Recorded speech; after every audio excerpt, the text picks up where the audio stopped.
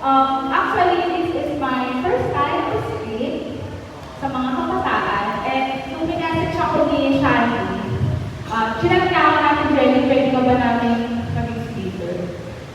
Alam niyo ba kung anong naramdaman ko? Yes, kilig, masaya, excited ako. Kasi, kung nakikita niyo ako kumakanta sa harapan bilang present worship leader, syempre excited din ako mag-share ng word ni God. So, imbis na pangunahan ako ng takot, ng kaba, ay nag-feel ko pang excited ako.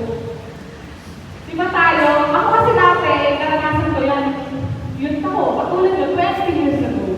Ayan, huwag yun ang kalkilahin, kung ilang taon ako. Na kapag already mag-pray ka, gagawin na ako sa, di ba mag-pray, tapos pag tinawag yung pangalan ko, kakabahan na ako malala. Grabe. Ganun kami. So, kung ano yung naranasan nyo, naranasan ko din yan. And, yun nga, balik tayo. Ang tema ng message this afternoon is onward, advancing toward Christ-likeness. So, sa summer camp nyo, ang theme, diba, step up, be the change. So, sa summer camp nyo, you transform, we change. Ginagawa tayo ng Panginoon. And ako, sa ating Jenny nyo, dati din ako umattend ng summer camp. Actually, ang birthplace ko po, share ko lang, ang birthplace ko po is sa Taytay Rizal. And nung lumipat po kami dito sa Taytay Rizal, late na rin nung dito kami nagsimba sa Pila. Siguro mga 13 years old ako noon. Or 40, 30, 40 nung lumipat kami dito. And to share with you guys, ang unang church activity na naranasan ko dito sa Pila is summer camp. So, sinama agad ako ni Mama kasi nag-announce dito kung mga kabataan daw. Maganda ng summer camp, may iwan after church service. Yan, naranasan ko din yan. Na kailangan, hindi mo na uuwi kasi nag-meeting. And then, yun, sumama ako sa summer camp na hindi ko alam kung anong meron. Kasi sabi lang ng Mama ko. Diba? Ganun din tayo. Naranasan nyo rin yun, diba? Na sumama sa summer camp. Sino dito ang first time umattend sa summer camp? Taas natin mga kamay. Oh, madami. Madami. So, hindi ko malilimutan ang summer camp. Kasi yun yung pinakaunang activity na naranasan ko. At doon ko na-experience talaga yung pagbabago, yung transformation na ginawa sa akin ng Panginoon. So, going back, when we say onward and advancing towards Christ-likeness, onward, hindi kaliwa, hindi kanan, at hindi patalikod, kundi paharap. Paharap. Next slide, please. So, sabi nga sa Philippians 3 verses 13 to 14, brothers and sisters, I do not consider myself yet to have taken hold of it. But one thing I do, forgetting what is behind and straining toward what is ahead. I press toward the goal to win the prize, for which God has called me heavenward in Christ Jesus. So, sino yung nagsasalita? Sino yung nagsabi niya? Si Apostle Paul. Si Apostle Pablo. Yan yung sinabi ni Apostol Pablo na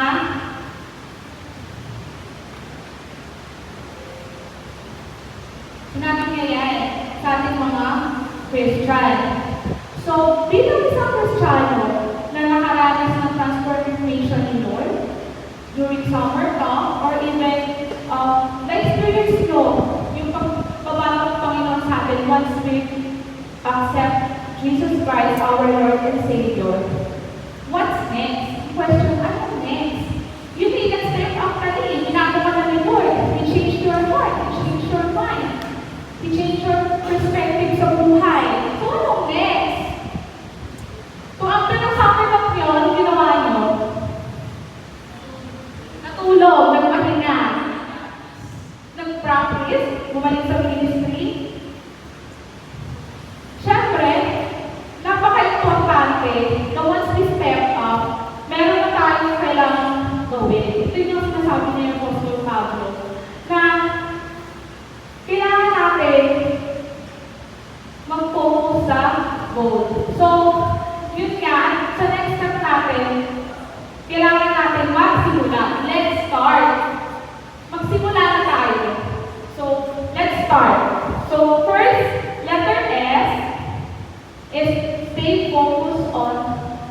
goal.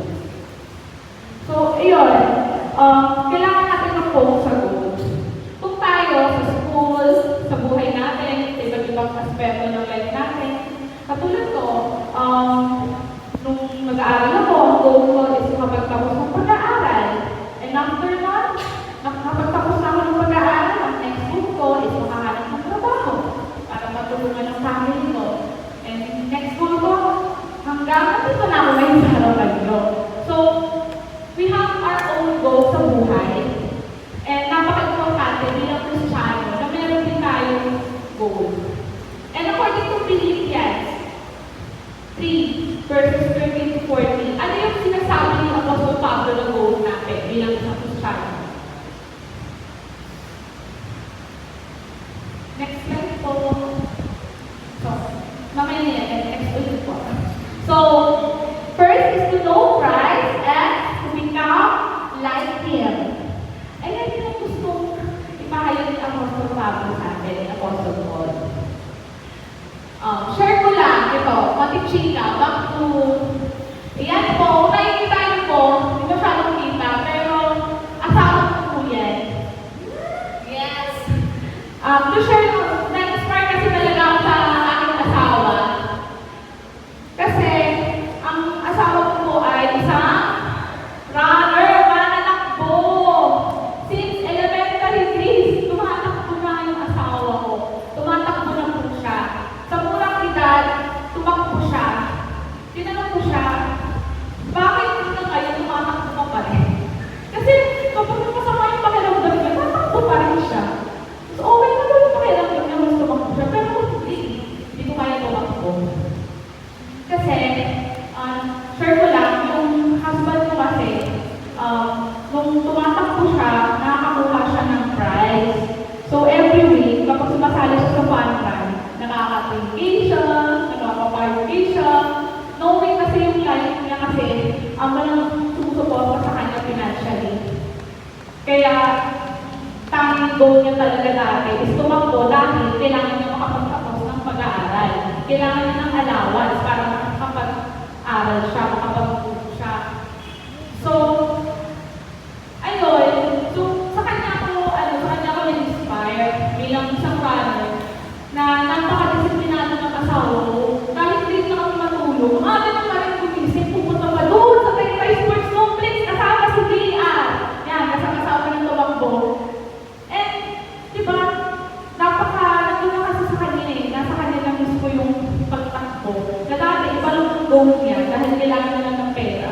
Pero as time goes by, as year pass by, nandun na sa pagkatao yung pagtakbo. So, bilang mga Kristiyano, pinagtulad din tayo ni Apostol Paul bilang mga atleta, bilang mga runners, na kailangan natin mag-press on, kailangan natin maging disiplinado, kailangan natin na maging magkaroon ng spiritual discipline. Nakatulad ng mga atleta na meron silang physical training.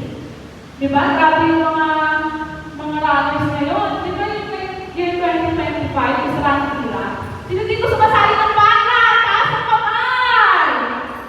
Walang sumasali ng pana? Sila, sumasali ng pana. Ako kasi hindi sumasali. Pero, nadami ko nakikita ng mga kaibigan ko na nagpo-post na nasa sila. Finisher sila, nasa finisher. Kasi na sila. Na-finisher sila. Diba? Yung mga runner kasi, iba-iba din sila ng goal eh. Iba-iba din sila ng ano nila, ng goal nila, kasi sila tumatakbo. May tumatakbo dahil gusto lang pumayat. May tumatakbo dahil, katulad ng asawa, kailangan ng pera. Kailangan ng manalo sa mga fan card, ng pera. May tumatakbo dahil gusto lang maging finisher. Ako, siguro kung tumatakbo, may gusto lang maging finisher. Diba? Masarap tayo sabihin ng papunta ka sa finish line. So, ang faith daw natin bilang mga Kristiyano is not a sprint, but it's a marathon. Hindi siya sprint na short distance. Pabilisan kasi ng sprint eh. Pag sprinter ka na runner, hindi kasi ibig sabihin na runner ka, guys. Hindi sabihin na runner ka. Eh,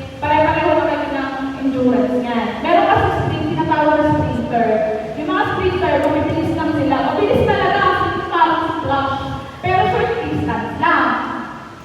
Pero yung mga long distance, yan.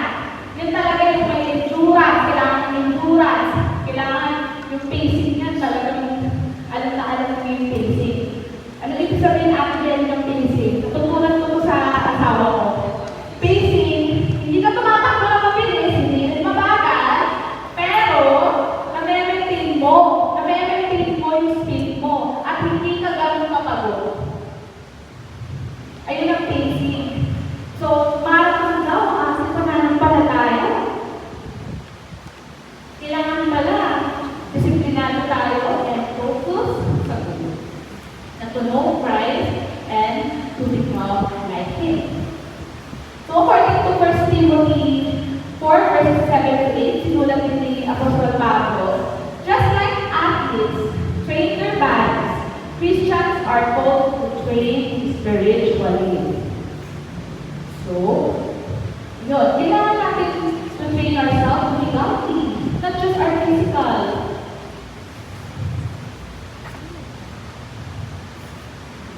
And next po, for letter P, turn away from your old ways. So let us let go of our past and forget what is behind. So, bago tayo pumunta sa summer camp, bago tayo umatin, ano yung mga old ways natin na naging hinder para hindi tayo umatin sa fellowship, hindi tayo umatin sa self-group, hindi tayo umatin even sa worship service. For example, tinatamad ako gumising ng maaga. So, yun din. Isa pa yun. So, tinatamad ako magbasa ng Bible. Ayoko rin mag-pray. Kapag sinabi niya ni Shelly, mag-pray ka, ayoko. Nahihiya ako eh. So, bakit ganun? Diba? Kailangan natin i-let go yung mga old ways natin para makapag-move forward tayo sa nais ng Panginoon sa buhay natin. Kung paano na tayo gagamitin to for His glory. So, ako, dati kasi, share ko lang, kapag tumakay ako sa harapan, feeling ko ito karapat dapat. Kasi feeling ko ang makasalanan ko, tapos, yun nga, hindi na ako makapag-pray dati. Tapos, hindi pa ako na babasa ng Bible. Sumasagot pa ako minsan sa magulang ko. Nangangapiran pa ako. Pasaway ako. Kasi, sa aking mga kapatid, ako yung middle child. So, ako yung shit. So, pasaway talaga ako sa bahay. To the point na sinabihan niya ako ng mama ko na, alam mo, Jen, ikaw ang makakapatay sa papa mo. Diba? Tapos naranasan ko na din lahat ng palo. Okay ng palo. Ito, chinelas, naranasan ko na yan. Yung lahat siguro ng gamit sa bahay, ay ito na sa akin. Kung ayun lang, grabe talaga yung ugali ko dati. Sobrang talaga akong pasaway sa bahay. Kaya, after ng summer camp, tapos nalaman nilang kumakanta ako, sinama nila ako sa choir, and then after that, pinag-backup singer nila ako, hanggang na-train nila ako maging picture worship leader. And, nung mga early times na naglilid ako, kinakabahan talaga ako daw makapagsalita.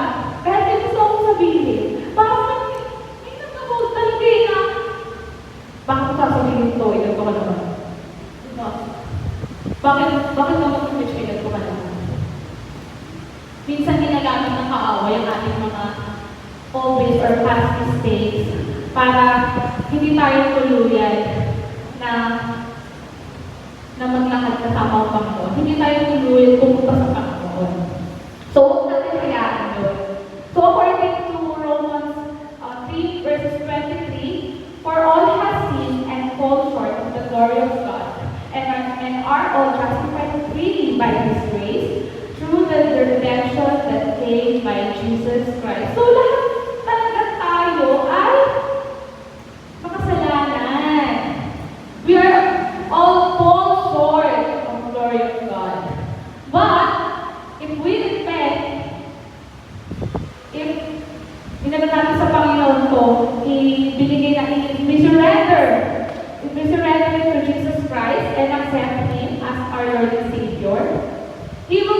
transform us. Hindi naman totally na iba na agad, no? For example, ako, tapos pinabukasan ko nga na ako yan, perfect. So, diba? Hindi naman ganun. Hindi ganun kabilis. Hindi instant. So, after the summer na, we accept Jesus, we transform, but it doesn't mean na agad-agad. Hindi yun agad-agad, guys. So, huwag natin masyado yung sarili natin na, naku, ginagawa ko pa kasi dati ko ginagawa ko, naku, hindi ako napatapos ng kuwan, hindi ako napatapos kumantay, hindi ako napatapos tumugtog dyan. So, lagi natin iisipin na si God lagi lang naman nag-trying to forgive us. The best example is si Paul, yung mismo sumulat ng Philippians. Si Apostle Paul is the best example how God can forgive us, how God can love us despite na nagkasala tayo. Sino nakakilala kay Apostle Paul? Dati pa niya mga ginagawa. Si Apostle Paul, yung kinakatakutan na leader. Siya yung kinakatakutan ng panahon noon ng mga Kristiyano dahil siya ay nag-execute ng mga Christians, ng mga early Christians. Ina-arrest na yan, ng mga early Christians. Imagine, di ba, nag-execute siya, nag-arrest ng mga Christian, pero nung na-encounter niya si Jesus, grabe yung pagbabago niya. He even become God, di ba? Siya pa yung naging writer ng maraming magandang libro sa Biblia. So, isipin natin kung gano'n kung forgive mo ng Panginoon, kung gano'n niya tayo mamahal. And even yung nakapako siya sa krus, Jesus Christ, di ba may dalawang kasama siya doon? Tinanggap lang yung kasama niya na makasalanan. Magpagdating na spirit na kumamatay na sila. Pero tinanggap niya si Jesus Christ, isama mo ako sa pupunta. Naniwala siya kay Jesus Christ. At yun, kasama niya ngayon. Kaya siguro pag namatay ako, gusto ko nga namin, alam mo, napaka-bless mo. Diba? Nandun pa lang yung spirit, pero sinama ka nila. Ganun ka-forgive pa ng Panginoon. Ganun siya ka-merciful sa ating mga anak niya. Ganun palapit sa Kanya. And willing na mag-serve, willing na magpagamit para sa ikaglorify ni Lord. So, huwag tayo mahiya. Huwag tayo mahiya na humingi ng tawad sa Panginoon.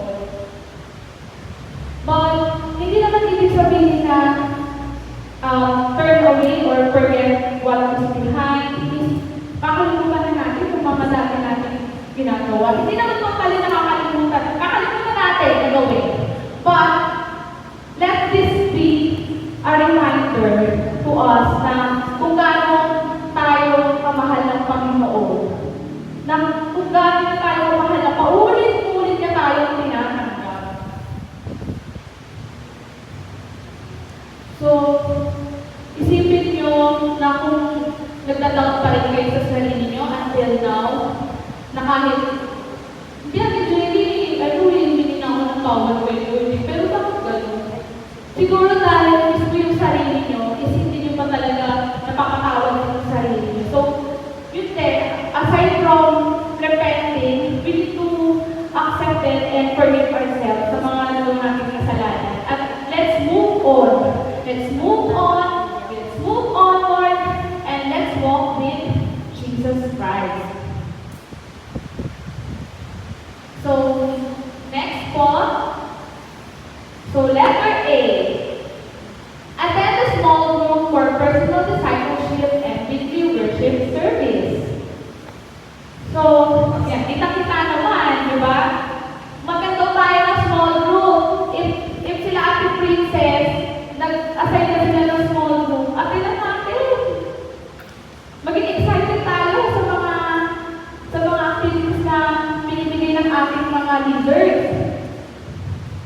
And yun nga, kailangan din ng personal discipleship and yung weekly na pagsimba natin. So, under nun, first, we need to find a mentor. We need to find a mentor. We need to find someone na ate o kuya or a family member na alam natin na we need to find someone na alam natin na mag-grow tayo kapag sila yung coach sa atin. Di ba yung mga atleta, may mga coach yan. Di ba kailangan nila ng coach para mas lalo pa silang tumakas? Kasi yung coach, hindi nakakaalam kung ano yung tutulis, kung ano yung kailangan ng gawin, at hindi dapat gawin. So we need Jesus-like figure sa buhay natin. Hamanap tayo. Kung wala pa kayong mga ating kuya, humanap tayo ng mga taong gusto nyo magpa-mentor, gusto nyo magpa-disciple. So huwag kayong mahihiya. And once we find that person, buksan natin yung heart natin sa kanila. Just like yung mga disciples ni Jesus Christ. Because si Jesus, diba, siya yung naging disciple. Siya yung nag-disciple sa mga disciples. Siya yung best example na mentor for me. Kung paano niya minentor yung mga disipulo. Next, find the team. Kung tayo naman ay nakahanap na ng mentor, pwede din tayo kumanap ng mga kaibigan dito sa simbahan na lagi natin pwedeng kasama, kahit saan tayo pumunta, magkape kayo, kumain kayo sa McDonald's, pumunta kayo sa sports complex, pumunta kayo, kahit ano pa yan, basta pare-pareho kayo ng interest, yun ang importante. So magharap kayo ng mga buddies nyo. Alam niyo ba dati, yung kabataan ko, meron akong mga accountability partner. Sabi sa amin, sa fellowship yung dati, maghanap kayo na accountability partner. And guess what? Ang accountability ko po ay wala na dito. Nasa ibang church na siya. But, yung connection, yung communication namin, nandun pa rin. Parang kami soul sisters eh. Si ano yun? Si Joy. Si Joy Timaho na cruise na ngayon. Joy Cruz. Siya yung dating tambourine dancer. Siya lagi nang nagpa-choreo sa amin kapag meron kami sayaw dito sa church. So, siya yung accountability partner ko from start na umattend ako ng summer camp. Siya yung nakasama ko. Siya yung nakasama ko mag-grow. So, siya yung pinili ko. Pinili namin isa't isa. You're an accountability partner. Tapos talagang lahat ng secrets namin, sinasabi namin sa isa't isa. So, gawin na, kaya na po ba? Ganyan sila ko. Wala ka na transparent kaming dalawa. When we say accountability partner kasi, accountable ka sa kanya. Kung anong mangyari sa kanya, accountable ka. For example, hindi ako magsimba. Si Joey, chat ako. Jenny, asan ka? Jenny, kamusta ka na? Ano nangyari sa'yo? Hindi ka nagsimba. Usap tayo, tara. Magpapit tayo mamaya. Problema mo. Baka may problema ka. Baka may nagsimba. So, it is very important to find a team or an accountability partner na makakasama mo sa journey mo bilang isang Kristiyano. So, yung 12 disciples ni Jesus, binigyan sila ng authority ni Lord dati na magkaboy ng admin spirit and mag-heal din. Yung mga disciples ni Jesus, nung tayo ngayon, sama-sama silang pumupunta. For example, may sakit tong sa lugar na ito, pupunta sila sama-sama. Hindi sila isa-isa. Sama-sama sila. Kasi, the more na magkakasama sila, the more na mas malakas sila. The more na mas malakas yung mapangyarihan ng Panginoon. At mas mapapagaling nila yung mga dapat nilang mapagaling, makakataboy nila yung mga unseen spirits na kailangan itaboy. So, katulad din natin, tayo mga kabataan, kailangan din natin ang nakakasama. Huwag tayo magtipid sa sarili lang natin. Ay, natin kayo, kaya mo mag-isa, kaya mo mag-devotion. Kailangan nag-devotion naman ako araw-araw. Pero iba pa rin kapag meron pang accountability partner. So, kung wala ka pang accountability partner or mga kabalies, maghanap na tayo. Kasi masarap na meron pang kasama na magpapalakasin kayo na lalo-wagin yung relationship mo kay Lord. So, ngayon, ilang taon na yung lumipas. Tumitingin pa rin kami ni Joy. Kasama ko sa kasal ko, kasama ko sa kasal niya, nagkaalak na ako, siya sa rin na. Di ba ang sarap sa feeling na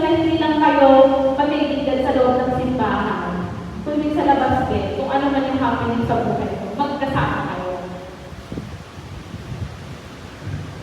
So, next po.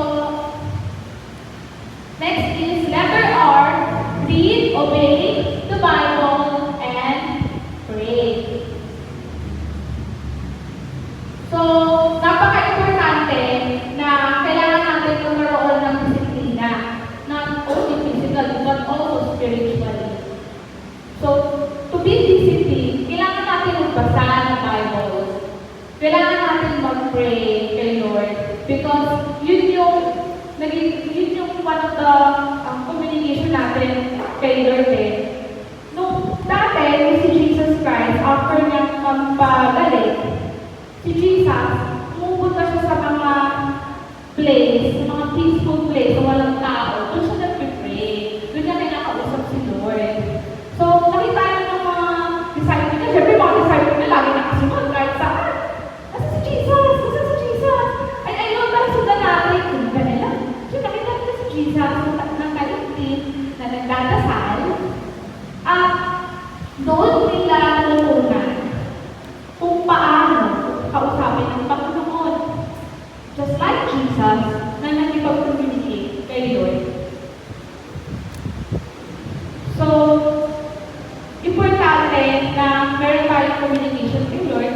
Always pray, dahil isa rin to sa paraan ng pagkausap natin sa Panginoon. Pwede natin siyang maging best friends, Father, Savior. Kasi for me, yung relationship kay Lord, kapag nag-pray tayo, depende din sa inyo. Iba-iba tayo na experience eh.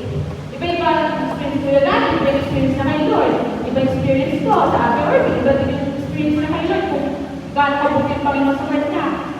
So, pag nag-pray tayo, ako kasi napapansin, Dear Heavenly Father, because for me, God is my Father. Diba? So, we have different experiences and kung ano yung relasyon natin sa Panginoon. Iba-iba. We see our God as our Father, we see our God as our Savior, we see our God as our Healer. Kahit ano pa yun, kahit best friend mo siya. Talk to Him na katulad ng kung anong pagkakakilala mo sa Kanya. And always read Bible. Kasi napaka-importante na magbasa tayo ng Biblia. Dahil, importante kasi sa panahon ngayon, di ba? Minsan kapag wala tayong kaibigan, minsan ako kapag wala akong kausap. May Bible ako dun sa, ng mga make-up. Andun, kasama ng mga make-up ko yung Bible. Minsan yung pinakausap ko. Lord, ano gusto mo parating sa akin? So yun, babasahin ko na, and yun yung mapipil ko na nakukubayaan. Dahil sa tayo ko ng makadaming promises ng Panginoon. And one of the armor belt na dapat natin i-gear sa aming mga sarili is yung shoes of peace. Yan. So, bilang mga Kristiyano na may nagtulad as mga mananakbo or atleta, di ba kapag tatakbo tayo, kailangan natin ng tamang sapatos. So, napaka-importante na we wear the right shoes. According to Ephesians 6 verse 15, for shoes, put on peace that comes from the good news so that you will be fully prepared. So, sa pagbabasa ng Bible, doon naman kita yung mga promises ni Lord sa atin. Na, despite kung nangyayari sa mundo nito, kung naman kayo balita, di ba ang daming may gera, may ano nangyayari, may nasagasaan, minsan ayaw ko lang mag-Facebook. Kasi, pupunta yung kita ko, sobrang nakakaano ng puso, nakakagulog ng puso yung nangyayari sa mundo ngayon. But, wearing the right shoes, that peace, ang kapayapaan na nanggagaling sa pagbabasa ng Bible. Hindi ka basta-basta panghihinaan ng loob. So,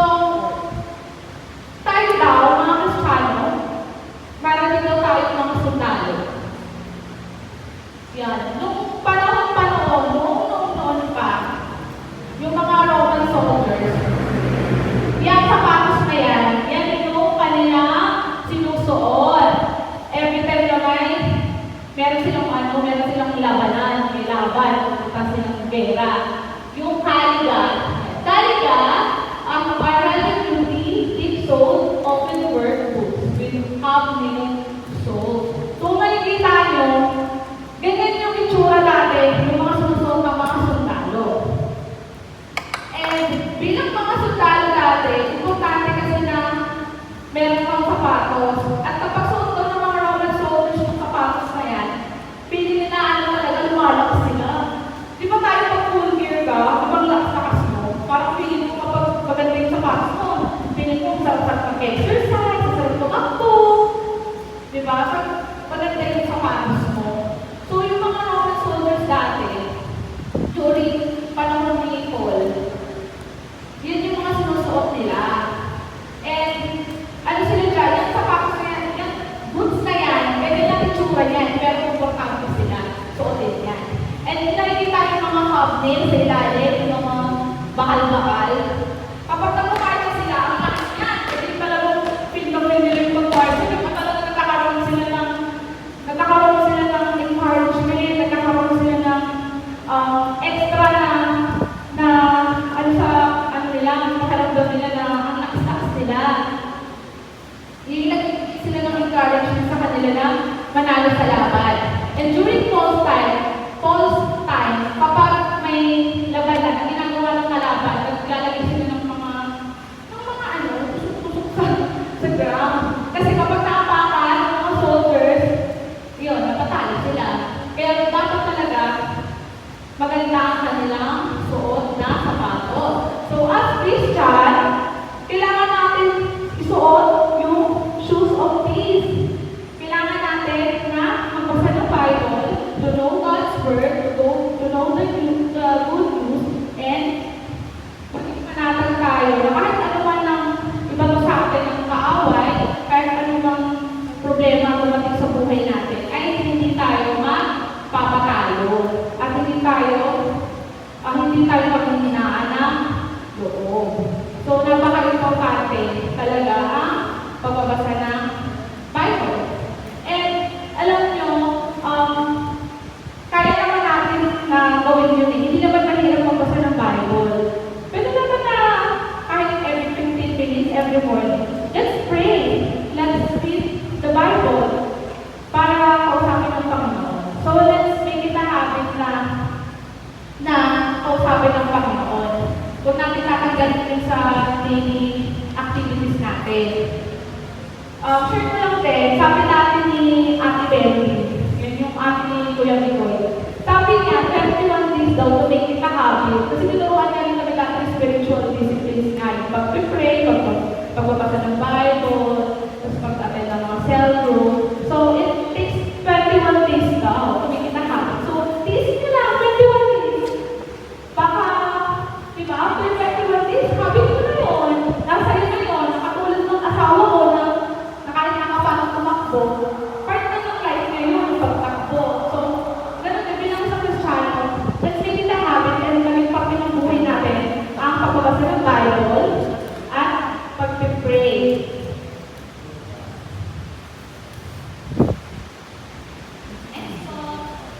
So letter T.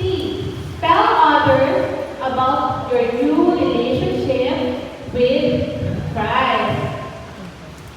So, Ate Freda, hirap naman yun. Sasabihin ko sa iba na yun. Mag-share na ako. Parang hirap naman yun, Ate Freda. Kung tayo nga, diba, sa Facebook, kapag may relationship tayo, pinupost agad natin. For example, what is the relationship with? Diba? Isa natin yan sa Facebook. So, tayo dapat, let us tell others ng relationship din natin sa Panginoon.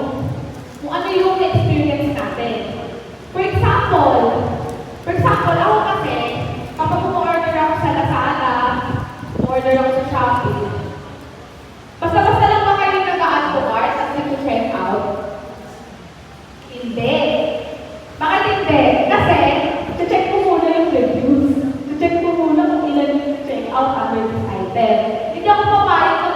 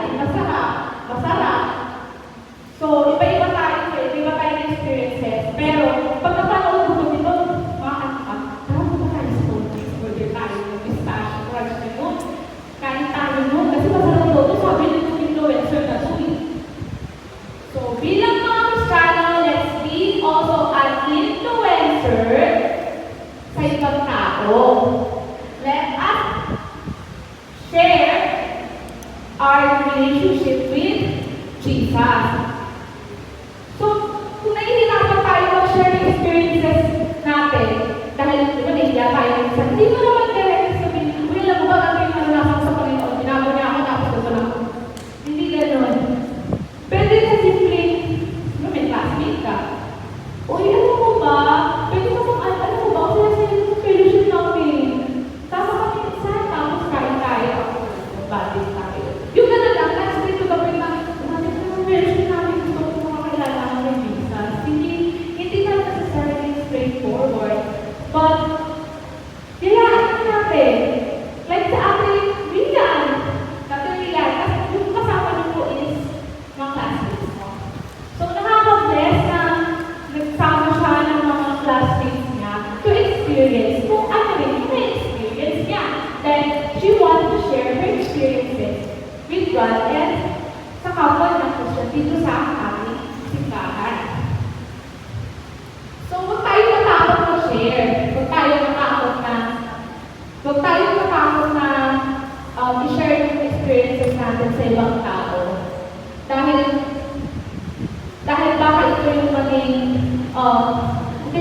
reason kung bakit sila makakaroon ng intimate relationship with God. Baka ito yung maging reason para mas lalo siyang mapalapit sa Panginoon dahil pala sa'yo. So, huwag tayong matakot kasama natin ang Panginoon. Kung alam natin na we wear the right shoes, kung alam natin na we have our mentors, we have our teammates, we have our accountability partners, huwag tayong matakot na i-share ng tao ang kabutihan ng Panginoon at ang pin-experience ng Panginoon sa iyo. So, katulad nga na atleta, let's train ourselves spiritually. So, let us start now. So, stay focused on the goal